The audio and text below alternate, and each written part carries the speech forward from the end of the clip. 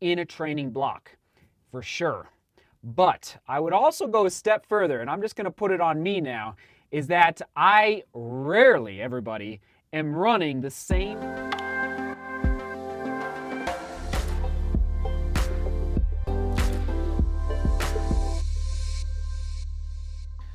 Let's go into the studio on a Monday. Is it the first? I think so, yeah, the first Monday of 2021. So we're rocking and rolling, and I was gonna wait to do this vlog, this topic, for 2 or 3 more days, but then I was just thinking to myself, there's no time like the present, right? As we're all beginning to plot and plan and think about, and maybe you already have your plan in place, which is very good job.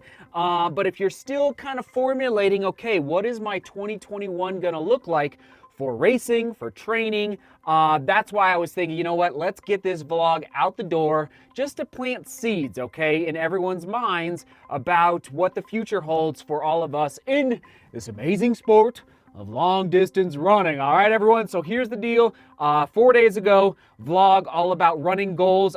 I was way off yesterday, upper right hand corner. I said there was about 400 comments. There's more, I think there's probably almost 600 comments. We're moving in that direction of 600 comments.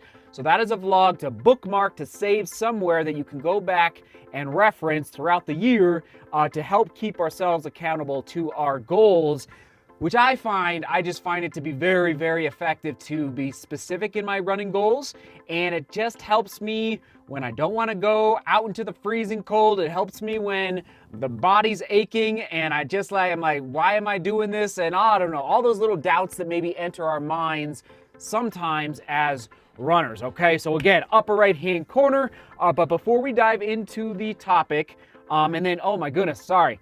Yesterday's vlog, all about the 13 different run types, okay? Here they are on your screen, 13 different run types that I ran through in yesterday's vlog.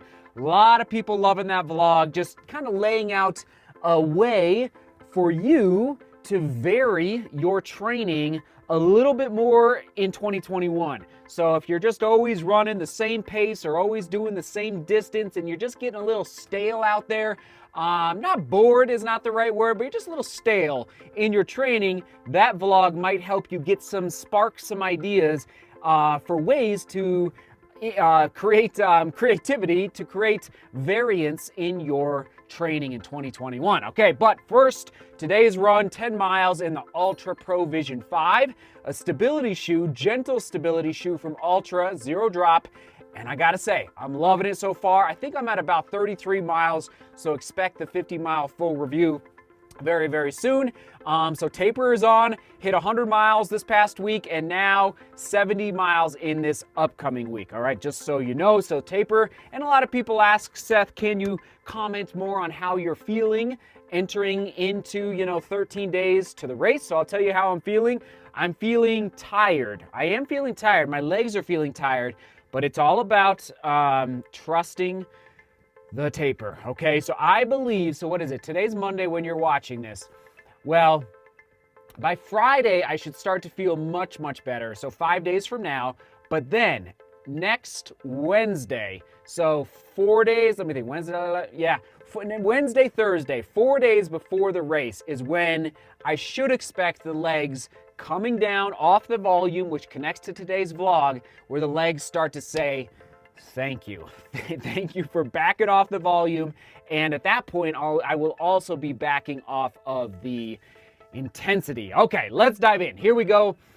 A key insight that I'm not saying is, I will never say in the studio that this is the only way to train.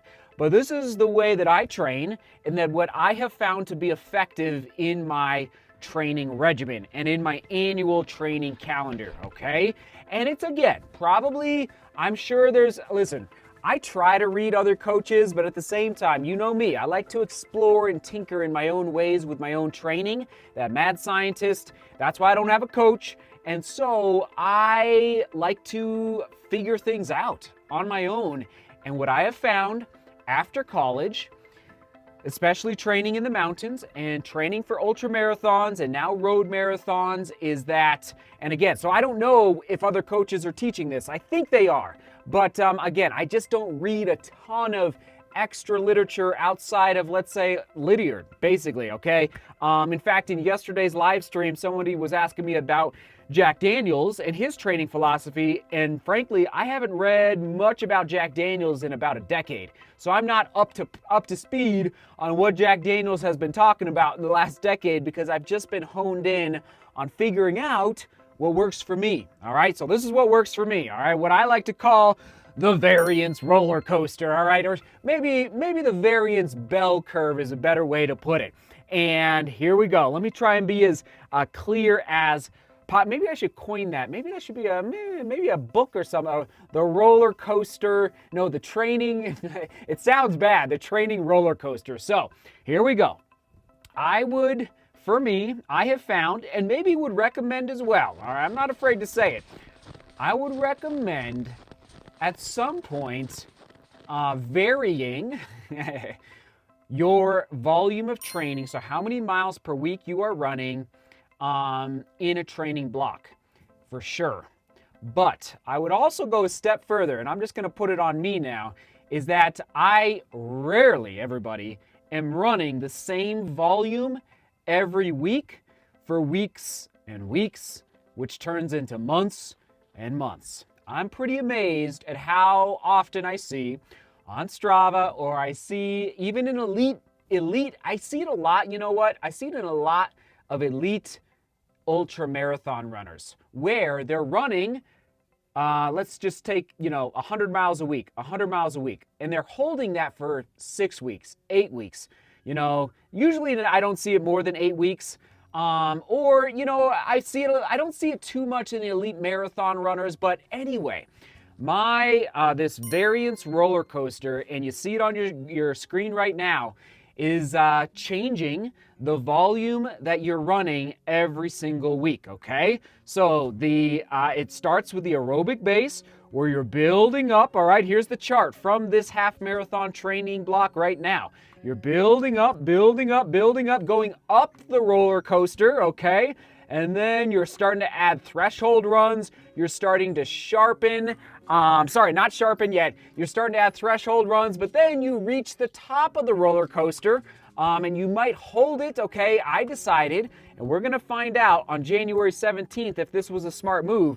I decided to hold my peak volume is what it's called, for 3 weeks, all right? 130 miles a week for 3 weeks in a row.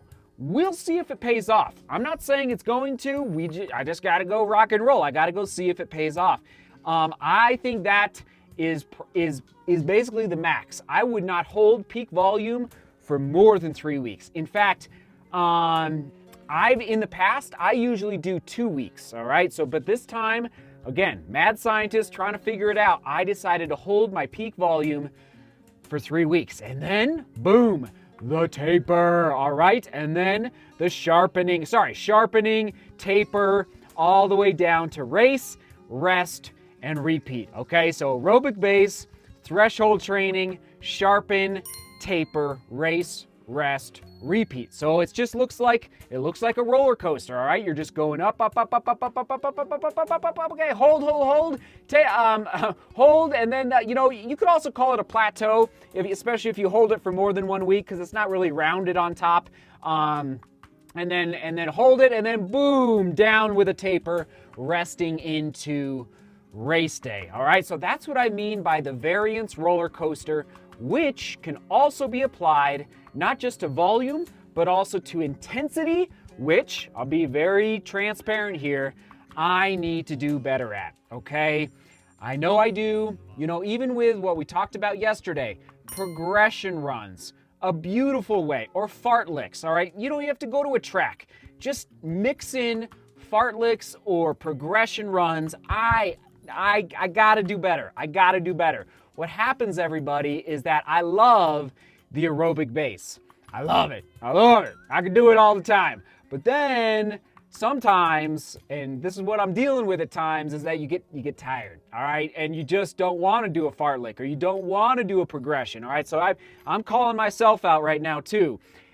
And then, you can vary your volume, your intensity, and yes, I'm also gonna mix in vertical, okay? So I haven't been to the mountains as much in the last 2 to 3 weeks, so I won't mix in more vertical for another, basically another 5 to 6 weeks from now, after the race in Florida, and then after the rest week after the race, okay? And then I'll take some time, chill time, just relax, easy runs down here on flat Denver, and then return to the mountains. So that's what I mean. And again, this is nothing earth-shattering, but okay, one more point before I ask the question of the day is that you know how I'm so passionate about arriving at the top of the pyramid as fit, fresh, and healthy as possible, okay? Fit, fresh, and healthy.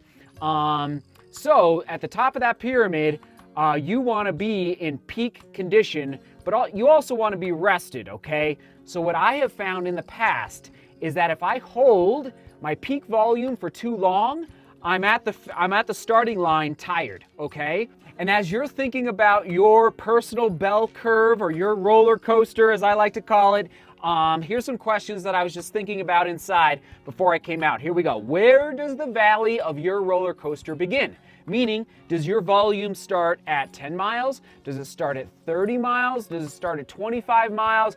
I have found that so what I usually do, just so you know, I usually start at 20, and then, because of my experience level, I jump to 40, and then 60, and then 80. Don't do that. I do not recommend that. I only can do that because I've proven to myself that my body is resilient enough on a health basis that I can stay healthy by jumping by 20 miles a week. And then that allows me to get up to, again, continuing to climb, get up to 130 miles a week like I did in this training block. So I went 20, 40, 60, 80, 90, 100, 110, I think then 120, 130, 130, 130, okay? Roughly. I'd have to go back. I'm not looking at it right now, but that's the rough volume that I did for this training block. Okay, so that connects to the second question. How steep is the climb to your peak? So, how quickly are you climbing up to your peak volume? How long is the peak, all right? Is it 1 week? You might just go a true bell curve. You might go whoop and then right back down, okay? Or you might plateau like I did for 3 weeks, which again, I think is about the max that I definitely would not have wanted to do another 130-mile week, I can tell you that for sure. And last but not least, how quickly does the roller coaster reach the starting line, the base, back in that taper? When, what is your volume? So I will do basically 30 miles next week, between 30 and, again, listening to the legs, between 30 and 40 miles before race day on January 17th, okay? Does that make sense? So, there you go. I know that was a lot. Sorry if that's confusing. One last point I just remembered is that if you want to increase your volume from 40 miles a week to 70 miles a week, I would recommend doing the bell curve so one bell curve is one training block. So I would recommend going from, 40 to 70 over basically 3 training blocks. So it's going to take you 9 months, okay? Maybe even a little longer. So you're going to do one bell curve at up to 40, boom, back down. And then race, hopefully you're going to do a 5K or 10K, and then, another bell curve, plateau at 50, and then back down. And then, back up, 60, and back down, race, have fun, rest, take that time off, whether it's 3 days, I'd say at least 4 days, probably you don't have to take more than 7 days. And then, here we go. Now we're at 70 miles a week. And now I can chase down a Boston qualifier, whatever you want, whatever you're shooting for. So you're going kind of whoop, and you're slowly going up over time, okay? So It's the patience game is long distance runners. Not the question of the day, but would it help to make another vlog about how to plan a specific training block? Let me know down in the comments, like a really, really detailed training block. Let me know if you think that would help. I'd be happy to do that in the next, let's say week or so, as we all kick off 2021 on a good note. All right, here you go. Question of the day. What is your key for planning your training? All right, and for me, again, this is my key insight, is this Variance roller coaster. Never holding the same volume week after week after week, unless I'm at the top of the peak for 2 to 3 weeks. All right, that's it. And I'm either going up or I'm going down. I'm either going up or going down, because that allows your body, and I know I'm going too long, that allows your body to absorb what you're putting into it. And it allows you to, I believe, arrive at the top of the peak in as fit, fresh, and healthy as possible, but in peak fitness without hold, because you cannot hold peak fitness forever and ever and ever. Your body will start to reject the training. You get tired. You might burn out mentally. Woo! Thanks for being here. I love talking this stuff with all of you. All right, we will toss it to yesterday's vlog. The 13 run types, right there, right there. 13 run types, right there, right there. In it together. DGR strong. All right, everyone. Seek beauty, work hard, and love each other. See you tomorrow.